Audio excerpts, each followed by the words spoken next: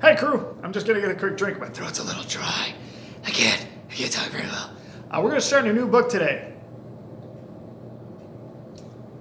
And the new book that we're gonna start today is called Ribsy. Now, in case you're thinking, wow, Ribsy, I think I know that name. You're correct, because Ribsy is the same dog from the book Henry Huggins that we started out the school year with. The very first book we read was called Henry Huggins. And in that book, we found that Henry didn't have a dog and ends up getting a dog. And at the end of the book, it was like, is he going to keep Ribsy? And it was like, oh no, is it? And he did. He got to keep Ribsy, and so Ribsy is now his dog. Well, this book is called Ribsy, and we're going to find that this is actually the opposite of what happens in Henry Huggins. Because in Henry Huggins, Henry finds Ribsy and takes him as his own dog because somebody else lost Ribsy. But in this book, we're going to find that it's actually Henry who loses Ribsy, and Ribsy's going to have some adventures along the way, which is why the book is called Ribsy. Now, Ribsy being a dog and this being a realistic fiction story, we are not going to expect Ribsy to start talking to people. Okay? Now, Ribsy might have some thoughts that go through his head, or Beverly Cleary, the author of the book, she might actually give us some suggestions as to why Ribsy is doing the things that he does in the different situations he finds himself in. But remember, this is still a realistic fiction book, and Ribsy is not going to start talking to the people and say, oh, actually, I belong to Henry Huggins, and please take me home, and stuff like that. Because that kind of stuff doesn't happen in a book like this, okay? So, we're going to go ahead and we're going to start Ribsy, and we'll read a chapter a day, because these chapters are a little bit longer. But the first chapter is called Ribsy and the Hungry Flea. Henry Huggins' dog, Ribsy, was a plain, ordinary city dog. The kind of dog that strangers usually call mutt or pooch. They always called him this in a friendly way because Ribsy was a friendly dog. He followed Henry and his friends to school. He kept the mailman company. He wagged his tail at the milkman. He always stopped to pet him. People liked Ribsy. And Ribsy liked people. Ribsy was what you might call a well-adjusted dog. This did not mean that Ribsy had no troubles. He did have troubles, and high on the list were fleas, particularly one mean, hungry flea that persistently nipped Ribsy right under his collar, where he could not get at it no matter how hard he scratched with his hind foot. If it had not been for that flea, things might have been different for Ribsy. Ribsy's troubles began one Saturday morning in October, when he was sitting out in front of the Huggins Square white house on Klickitat Street, keeping an eye on the brand new station wagon to make sure the family did not drive away without him. The Hugginses had owned the new green station wagon almost a week, and not once had Ribsy been allowed to ride in it. We're going to keep this car clean, vowed Mrs. Huggins. No more muddy paw prints on the seats. No more smudgy nose marks on the windows. Ribsy knew the Hugginses were getting ready to go someplace because he could hear Mrs. Huggins tapping around in high heels, a sure sign that she was about to leave the house. He had also sensed an air of hurry that morning. Henry had dumped half a can of Woofy's dog food on Ribsy's dish without stopping the scratching behind the ears. Nosy, the cat, had been fed and hurriedly shoved outdoors. The Hugginses had not lingered at the breakfast table. All this meant the family was going someplace. And this time, Ribsy did not intend to be left behind. While Ribsy kept an eye on the station wagon, he amused himself with his soggy old tennis ball, wet from last night's rain, which he dropped at the top of the driveway and caught as it rolled to the bottom. Then he sat down and, with a great jingling of license tags, scratched. He dug in with the toenail of his left hind foot, starting under his chin and gradually twisting his head until he was scratching at the back of his neck. Then he switched to his right hind foot and scratched the other half of his neck. All this scratching did no good, because his collar got in the way of his toenails. He still itched. That mean, hungry flea knew exactly the spots that Ribsy could not reach. Henry came out of the house wearing his raincoat and helmet. He stopped to pat Ribsy on the head. Then he scratched his dog behind the ears at the point where the hair became soft and silky. Want to play catch? He asked, picking up the ball and throwing it across the lawn. Ribsy caught the ball on the first bounce and dropped it at Henry's feet before he had to sit down and scratch again. That flea was driving him crazy! Henry's friend Beezus, whose real name was Beatrice, and her little sister Ramona came running down the street. "Can you go to the park?" Beezus asked Henry. "Mother said we have to go out of the house a while before it starts raining again." "Nope," said Henry, picking up the tennis ball. "We're going to the shopping center to buy some paint, new jeans, and a bunch of stuff." Beezus held out her hand to Ribsy. "Shake hands," she said. Ribsy agreeably held out his left paw and allowed the girl to shake it. "Isn't he ever going to learn to use his right hand? Paw?" asked Beezus. "There are left-handed people. Why shouldn't there be left-handed dogs?" This seemed reasonable to Henry. Ramona ran to Ribsy, dropped to her knees even though the ground was wet, and threw her arms around his neck good and tight. Ribsy knew what to do about a small girl like Ramona. Patience was the answer. Just stand still long enough and she would go away. It sometimes took quite a bit of patience to get rid of Ramona. She pressed her face against his and said, "Don't I look cute? Daddy ought to get a picture of this." "Oh, Ramona," said Beezus crossly. "Daddy can't take a picture of everything you do. Come on, stop choking Ribsy and let's go to the park." Patience had worked. Ribsy was free of Ramona. "So long," said Henry to Beezus as his mother and father came out of the house and climbed into the front seat of the station wagon. Henry threw the ball down the street and started to climb in after them. This time, Ribsy did not chase his ball, which he knew was perfectly safe lying in the gutter. No one ever bothered his soggy old ball, no matter where he left it. When Ribsy was a few feet from the station wagon, that mean, hungry flea gave him an extra hard nip. Ribsy could not stand it. He had to sit down for one quick scratch. "Henry, don't let that dog in the car," said Mrs. Huggins. Henry hopped in and slammed the door. "Sorry, old boy," he said to his dog, who had finished scratching and wagging his tail. The car started and Ribsy was left behind. Ribsy was not a dog to give up easily. He could be almost as persistent as his flea, and now he started running down the street as fast as he could after his family's new car. This had happened before with the old car, and he knew that by running fast he could catch up at that first stop sign. He managed to stay close enough to get thoroughly drenched with muddy water when the car drove through a puddle. As he expected, he made it to the stop sign, where he stood panting and looking hopefully at his family. Henry pushed the button that lowered the window. "Ribsy, go home," he called out. Ribsy answered with a short, sharp bark that meant, "No, I don't want to go home." When the car started up, he continued his chase. Water spattered as the tires sucked at the pavement. He caught up at the second stop sign 3 blocks away. "Woof!" said Ribsy, wagging his tail. For a middle-aged dog, Ribsy could run pretty fast. "Ribsy, go home!" said Henry, speaking less sharply this time. "Don't pay any attention to him," said Mrs. Huggins. "Just ignore him and he'll go home when he gets tired." "That dog can run 20 miles an hour," said Mr. Huggins, who had been clocking Ribsy with the speedometer. As the car started, Ribsy gathered all his strength, and even though he was getting tired and that flea was chewing away under his collar, he managed to catch up at the third stop sign. "Don't even look at him," said Mrs. Huggins. "Just pretend he isn't there." "Aw, Mom," protested Henry. "He's getting tired. He's panting so he can't even bark." "Good," said Mrs. Huggins, who was usually a kind woman. "Now maybe he'll go home. He's not going to ride in our clean new car." Mr. Huggins went on, and so did Ribsy, his tongue flapping like a flag and his feet scissoring back and forth as fast as he could make them go. Henry's worried face watched him from the tailgate of the station wagon. Ribsy barely made it to the next stop, which was a traffic light at a busy intersection. He stood panting, with his sides going in and out like bellows. "But Mom, he'll get run over," Henry was saying. "He wants to come with us so much he isn't even paying attention to the other cars." Mrs. Huggins glanced unwillingly at Ribsy. "Oh, all right," she said, "just this once, but keep him on the floor. I don't want him on the seat with those wet paws, and I don't want any smeary nose prints on the windows." Henry opened the door, and Ribsy, the winner, jumped in. The first thing he did was shake himself. Muddy drops splattered over the new plastic upholstery. Silently, Mrs. Huggins handed Henry a Kleenex, and without a word, he wiped up the spatters.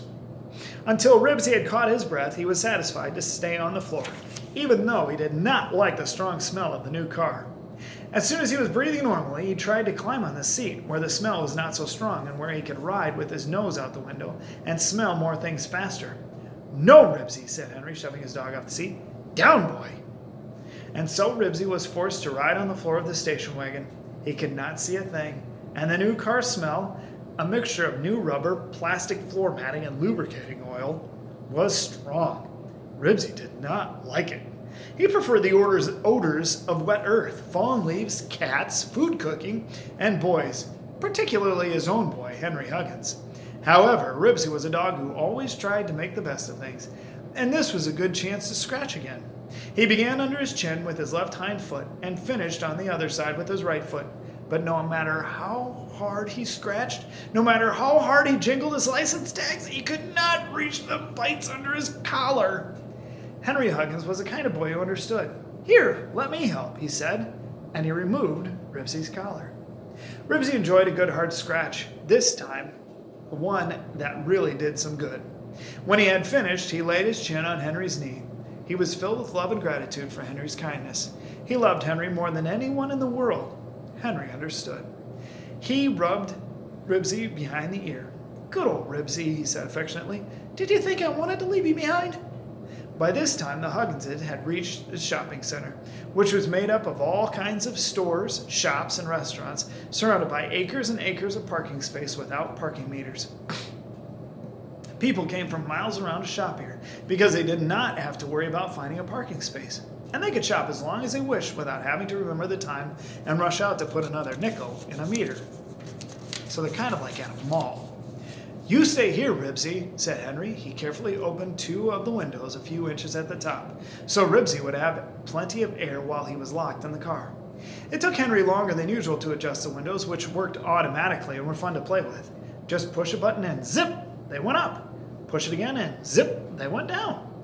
For once, Ribsy did not mind being left in the car, and as soon as the Hugginses had disappeared in the acres of parking spaces on their way to the stores, he jumped up on one of the seats, blissfully scratched his collar-flea neck, turned around 3 times, settled his nose on his tail, and went to sleep. He slept quite a while, and when he awoke, he felt rested and ready for action. Unfortunately, there was not much opportunity for action locked in his station wagon, and Ribsy had to content himself by pressing his damp nose against the clean windows while he watched people walking across the parking lot. Sometimes they spoke to him.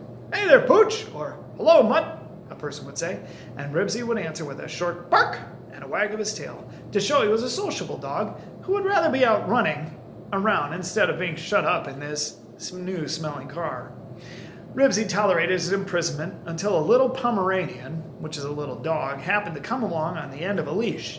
It was a silly little dog that took one look at Ribsy and began to yip. Something about that little dog annoyed Ribsy. He barked good and loud to let it know he was bigger and stronger and did not care to be yapped at. He was not always as friendly with dogs as he was with people. The Pomeranian knew that Ribsy could not get out and that he was safe. He yapped harder in a way that was said quite plainly, "Ha ha, you can't catch me." "Come along, Fluffy," said the lady on the other end of the Pomeranian's leash. "I won't let the bad dog hurt you." The little dog was having such a good time barking at a bigger dog who could not get at him that he stood his ground and yapped harder. Yip, yip, yip, yip, yip. This infuriated Ribsy. He clawed at the glass and poked his nose out at the opening at the top to bark back. No dog that size could talk to him like that and get away with it. "Come on, Fluffy." The lady pulled at the leash. Fluffy did not want to go, and so his owner was forced to pick him up and carry him. The little dog looked over his mistress's shoulder and went right on yapping at Ribsy as he was carried off down the lane between 2 rows of parked cars. This made Ribsy frantic to escape. Barking wildly, he scribbled his paws against the door of the station wagon. In doing so, he hit the button that controlled the automatic window. The glass slid down, and Ribsy leaped through the window to the wet pavement. It all happened so fast that he was still surprised when his feet hit the ground, but he lost no time in dashing off in the direction in which the little dog and his owner had gone. He followed the sound of the yapping as it went toward the stores, but when it stopped, he quickly lost interest. After sitting down to have another good scratch at his collar-free neck, Ribsy set out to find Henry Huggins, who had disappeared someplace in the sea of cars. He put his nose down to the pavement and began to sniff. He was searching for a certain familiar scent, a scent that was made up of a number of things: sneakers, raincoat, a whiff of cat, the aroma of coffee grounds that had been spilled on the kitchen floor that morning, the smell of the new car, and most satisfying of all to Ribsy, the boy smell that belonged only to Henry Huggins. Ribsy had a pretty good nose, but unfortunately he was no bloodhound. He had never tracked a lost child over mountains and through forests. He was just an ordinary city dog, trying to track his owner across an enormous parking lot that smelled of oil and exhaust.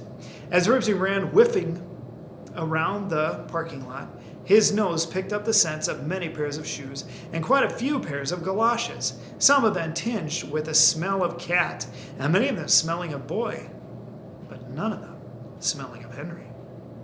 When he had worked his way to the stores and shops, he found all sorts of interesting smells that were not on the ground.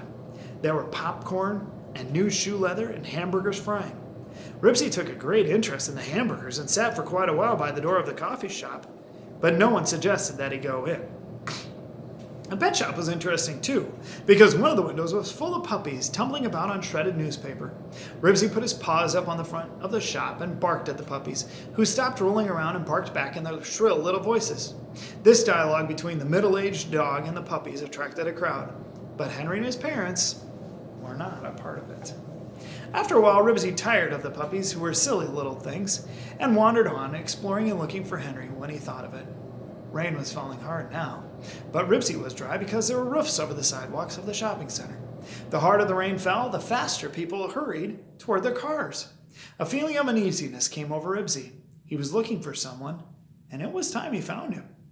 Down went his nose to the pavement, and he whiffled his way out into the rain, searching in earnest along the black asphalt, painted with diagonal white lines that marked the parking spaces. Ribsy ran every which way, trying to pick up the familiar scent. Cars honked at him. The rain, which pelted his skin with cold, hard drops, turned the pavement into one big muddle of smells, mostly oil, gasoline, and exhaust. Ribsy was worried. Nothing was familiar. When a car slammed on its brakes to avoid hitting him, he became frantic. The car honked angrily, and its chrome shone menacingly.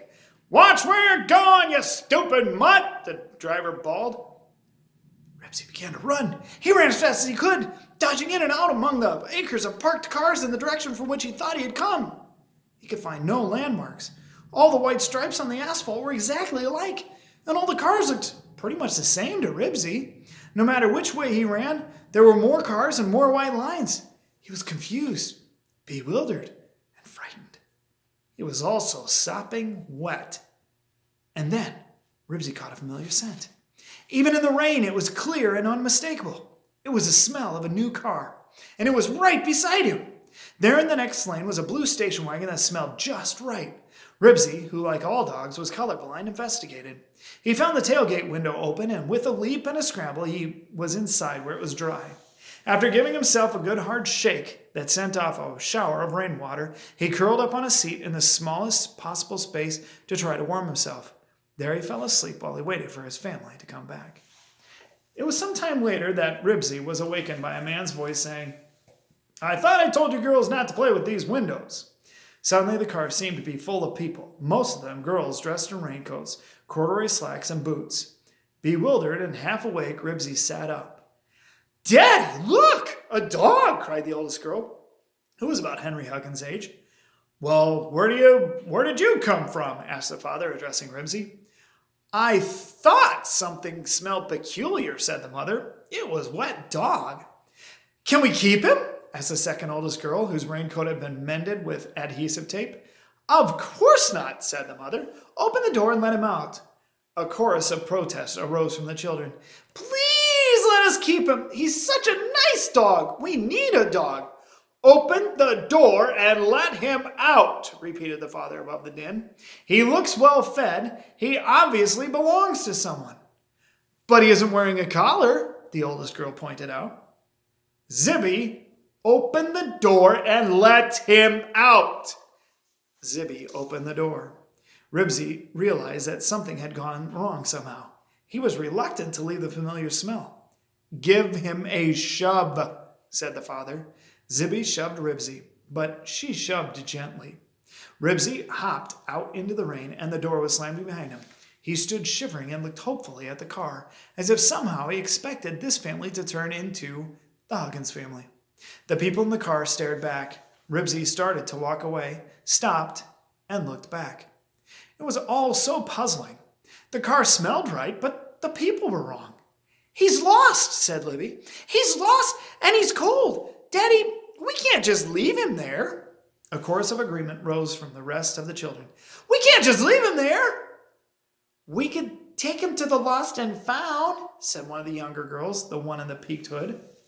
Silly stores don't have a lost and found for dogs, just for mittens and things like that. Zippy was inclined to act a little superior. She was also bossy. Can't we take him home and look in the paper and see if anybody advertises for him? Well, the mother was the kind of person who did not like to discourage her children's ideas. She wanted them to develop initiative. Besides, a dog might amuse them on a long, wet afternoon when they had to be cooped up in the house. Perhaps we shouldn't leave him here on the parking lot. He might get hit by a car. Maybe he won't come, said the father. I hope. Zippy opened the door. Here, doggy, she invited. Ribsy stood watching uncertainly. The girl hopped out, grabbed him around the middle, and lugged him back to the station wagon, where she dumped him on the seat beside the next to the oldest girl. Maybe we'll get a reward for finding him, said the next to the oldest. Maybe $1 million, said the next to the youngest. Nobody will give $1 million for a dog, said Zippy. Anyway, I hope nobody advertises for him so we can keep him. Maybe we'll advertise him ourselves, said the father as he started the car and drove away. Found, 1 mutt in a parking lot. Ribsy whimpered uneasily. Many hands of different sizes were petting him all at once. And although he didn't dislike small girls, he had learned to be cautious around them. They might turn out to be like Ramona, hugging him, petting him too hard, and pulling his tail. Oh, where has my little dog gone? The father began to sing as he drove off. All the girls joined in with enthusiasm.